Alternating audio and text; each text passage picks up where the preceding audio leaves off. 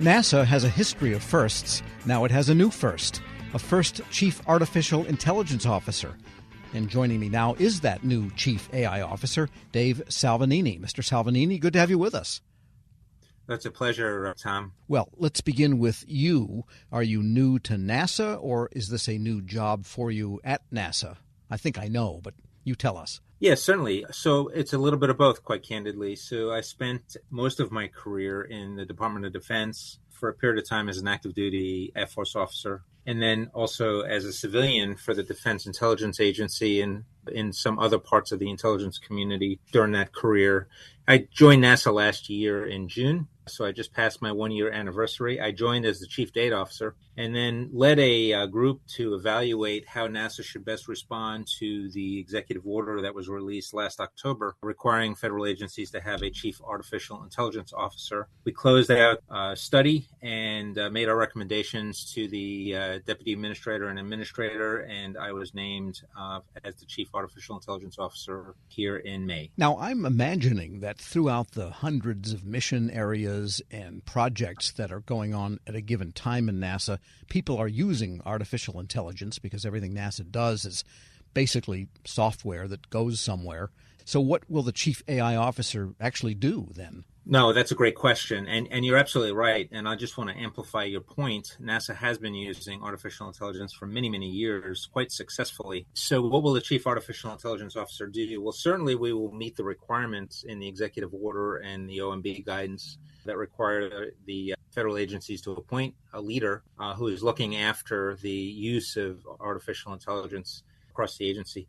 Of course, what has occurred more recently is the advent of or the advancement of generative AI capabilities and the ability to equip the workforce writ large with those capabilities, which means now we also have to equip them to use those capabilities responsibly, ethically. So that requires some training. So one of the things that the Chief Artificial Intelligence Officer will have to do is look at equipping the workforce for safe and responsible use of AI tools, especially those tools that have become more widely accessible. Yeah, that's a big difference because the traditional AI tools and robotic process engineering, that required some expertise to make it do anything like programming, whereas the generative, it's in everybody's palm of their hand and at their fingertips. That's exactly right. And it's important for the workforce to understand that ultimately the employee is responsible for any outcome, any work product outcome, whether it be solely derived by their own cognitive abilities or whether it be augmented or enhanced in some way with an AI capability. So it's really about equipping the workforce to understand that they own the responsibility for their work, and they also have a responsibility for the ethical use of those tools. They have a responsibility to protect data, and that means not presenting proprietary data that shouldn't be put out in the public to tools that may not protect that data or may circumvent some of the security controls around that data.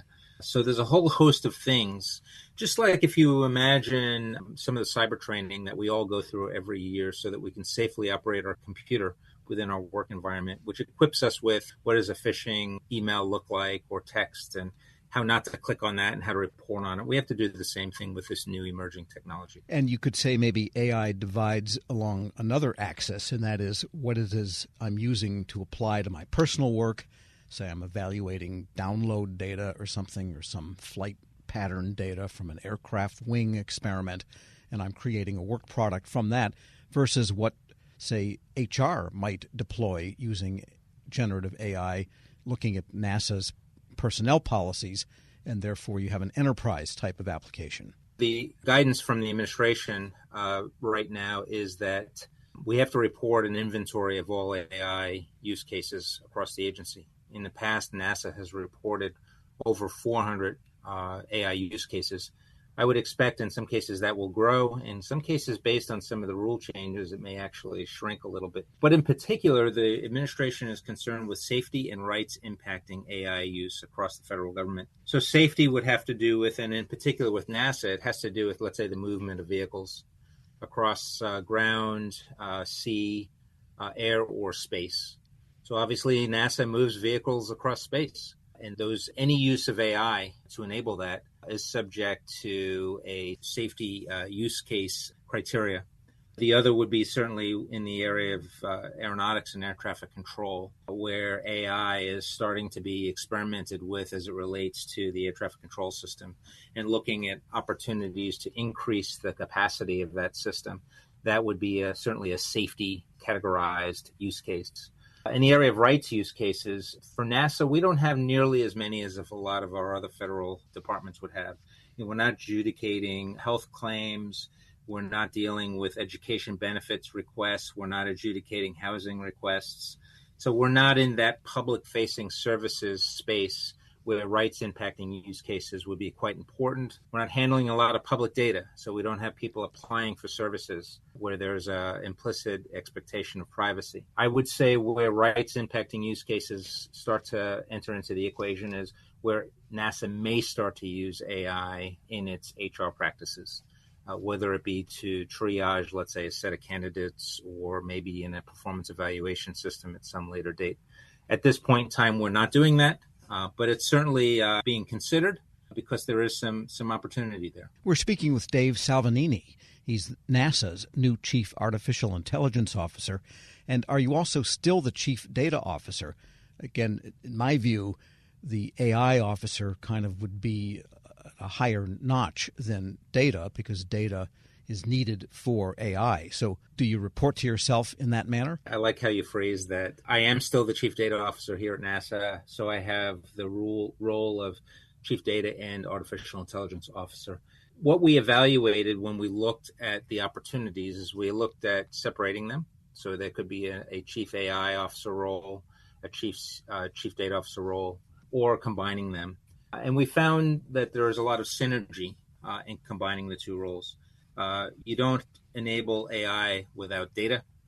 And there are some very specific things that have to be thought about as you manage data over its life cycle to ensure that that data is really prepared for AI, or what I sometimes would refer to as AI ready. So for the time being, there's a synergy in having those roles under a single leader. Now, that said, I am scaling the team. So we've just selected a Deputy Chief Data Officer who will handle a lot of the data officer functionality. We're hiring some folks on the AI front as well. I do have a Deputy Chief AI Officer supporting me. So much like a CIO would do, where there's a broad portfolio of activity under their domain, I see myself having that kind of role as well as an executive, where I'll have a team that's looking after the data needs and a team that's looking after the AI needs. And in some cases, the synergy comes from, let's say, governance. So when you think about governance for AI, well, there's also a connection with governance for data. And maybe there's an opportunity for those to converge at some point. So that's where we are now. One of the things that we recommended to our leadership when we briefed out our recommendations was we will evaluate and reassess certainly after 6 months and then annually thereafter. So there could be a change in our future. NASA being highly federated organization, you have the different flight centers and the different labs that are pretty autonomous. What is the governance? How do you relate to the leadership within those different mission areas and different large projects such that can all get along and downtown over the expressway isn't dictating out to the West Coast? No, that's absolutely correct. So right-sizing the governance, building a governance model that really honors the value associated with the highly distributed nature that NASA has, I think is important. Of course, I've spent my first year here at NASA doing that on the data side. So the approach we're taking is a federated governance model. It's tiered. Where, yes, at the headquarters level, there is enterprise governance for data, but the expectation is that mission organizations would stand up their own governance function that's specific to their needs, and likewise for AI. So what we will do is we will set conditions so that centers and mission organizations can create governance that's tailored to their mission needs. So a mission support organization is going to have different types of AI governance needs than, let's say, our Science Mission Directorate or Aeronautics Directorate. So, and giving the organizations the latitude to be able to build the governance and optimize it for their needs is been the approach that I've been taking. And candidly, I think it's well received because people certainly don't want headquarters saying this is a one